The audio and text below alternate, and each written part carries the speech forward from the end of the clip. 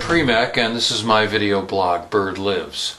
I'm recording this at the beginning of February, about 3 weeks after the passing of Michael Brecker, and 11 months before the final day of the administration of Baby Bush.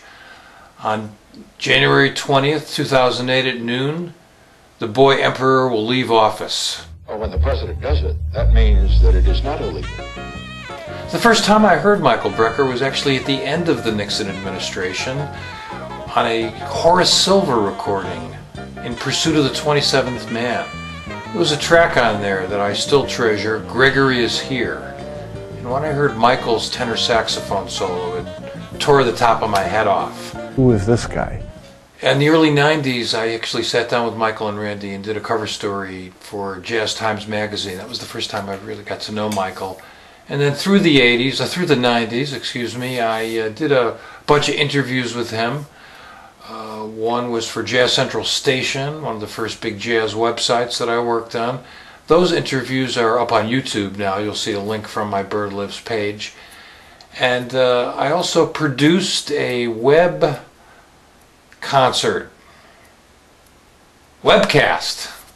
I forgot it for a second. Webcast. Saxophone Summit live at Birdland. The group with Michael Brecker, David Liebman, and Joe Lovano. This was an incredible event full of musical dynamite. I don't think I would fare well in the traditional saxophone battle thing. And this has, for me, never been about that. We all have very strong personalities on our instruments and pretty well-formed musical sensibilities at this point in our lives, and feel pretty secure about that.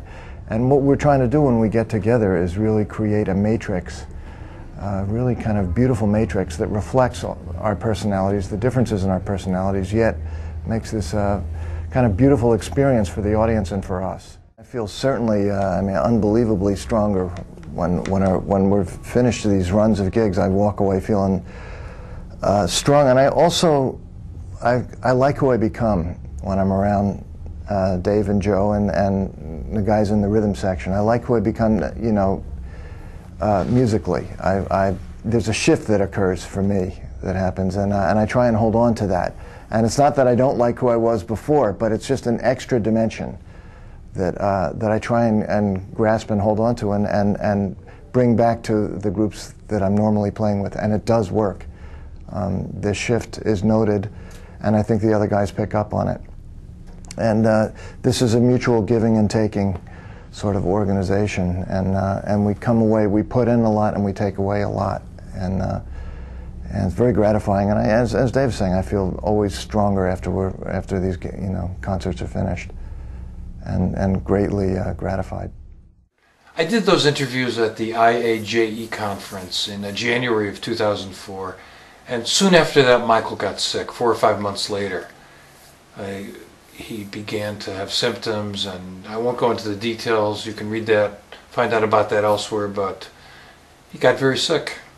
Life-threatening illness.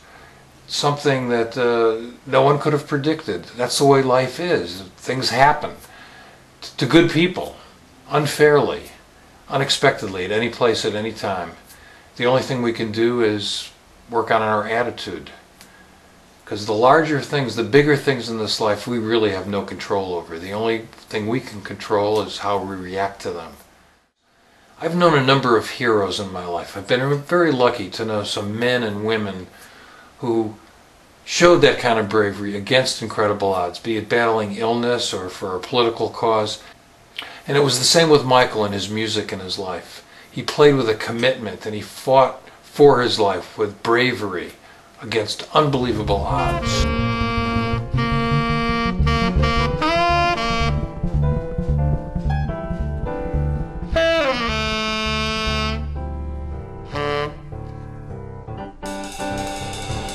I still listen to other saxophone players tremendously. I listen to everybody I can. I listen to other, not just saxophone players, and I glean ideas from other people. It doesn't all come from my brain. I hear things. I'll put something on, figure it out. I'll go back. I'm still I'm amazed with McCoy Tyner still. Listen to Coltrane, Joe Henderson, Sonny Rollins. these are all, just such great inspirations. Particularly, Joe Henderson, John Coltrane, Sonny Rollins, still tremendous influences.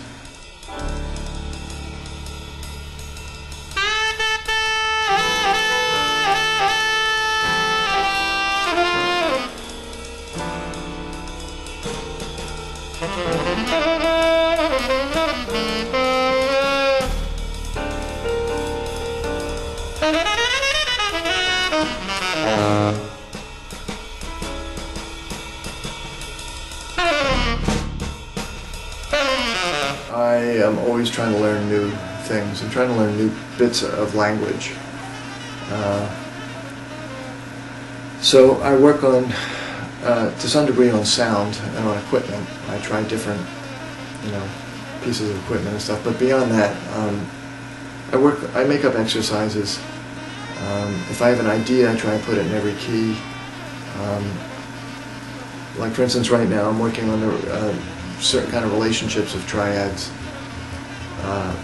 and then it's hard to explain in a quick moment, but I do things in different inversions. I try and get all over the horn. I have books and books of exercises that I've made up, but I don't write the exercises out completely. I'll write out just the idea, and then I try and do it in my head. That actually comes from an approach that I was taught by a gentleman named Gary Campbell many years ago, a great saxophonist who lives in Miami. So I'm always working on new ideas. It takes me a long time. I'm very slow to get new things, new harmonic ideas to actually translate into my playing. It's sometimes a period of months. Sometimes it takes learning something real well and then forgetting about it, and eventually it comes out. I then also just play. Just play tunes alone, or I have musicians over occasionally, and we play, or I just play. And I'm always playing live, so. But the practicing part of it is very important for me. It's not just lip service. I have to practice, or I feel like I haven't. I feel like I've shirked my responsibility. Is it a daily thing? It's pretty much a daily thing. There are periods when I'm doing it better than others. There's sometimes where it's just maintenance practicing, where I'm just doing the least I have to do just to keep everything well oiled. And then there's periods of true growth.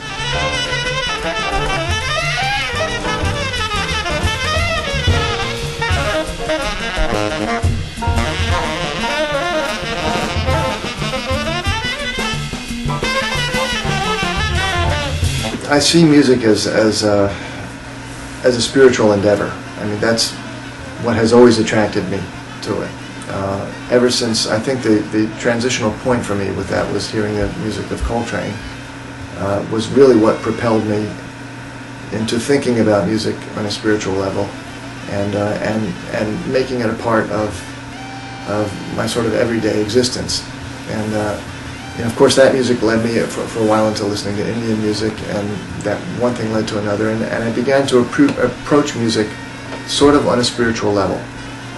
There are things that one has to be pragmatic, in learning the tools of, musical tools and everything. But essentially, what keeps me going is the sense of spiritual searching and a serenity, I think, that I get from it ultimately. And it's something that is, I think related to the arts and creativity in general, but it also, I think music stands out as a way to directly be able to actively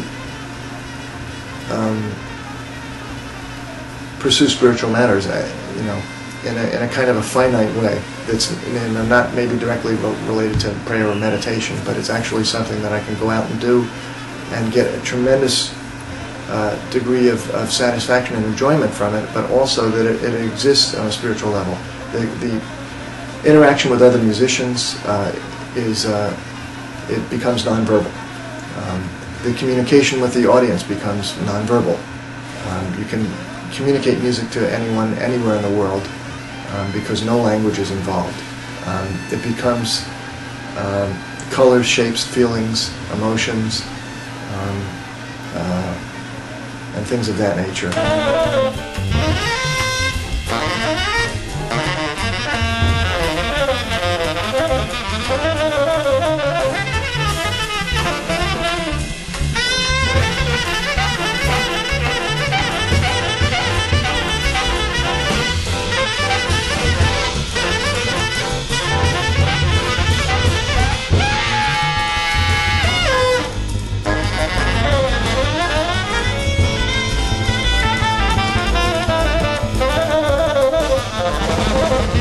The thing that attracts me to this way that we've been playing is that the fact that it's done communally in a way that's sort of a celebration of the present moment, of any present moment. It's the only kind of chance I've ever had to do that back when we were playing in the lofts, and the way we're doing it now, where this thing occurs, where we're able to express our own personalities, but in a way that's part of a grander scheme. And we don't know what's going to come out. The music is truly improvised, and we're doing it in a very intimate way that's extremely powerful. And what happens is that the sum sort of exceeds all of the parts, and it's very different every night, and it's had a very interesting impact on the audience, because there are people that have been at these gigs. I don't know why I have a friend who had never heard any jazz at all. He's a friend of mine who's a butcher. I don't know if this is... But he had come to see me play, you know, and he was going to hear a jazz gig, and we played this completely unconservative out way that we played. And he and his wife and the friends that he brought I thought that they were going to run out of the joint, but they were amazed and loved it. So there's something that communicated in a very powerful way to his heart. And I've been noticing that consistently with the audiences that have come to hear us play. And yes, as Dave said and Joe said, it is a way that's very unconventional and is certainly not accepted, or at least difficult to accept. You know, it's hard for, I think, people that are not used to hearing, or that have conservative ways of listening to music to be able to understand music like this. And as I think Coltrane experienced the same thing in the time that, and you know, the musicians he played with in the time that they performed their music.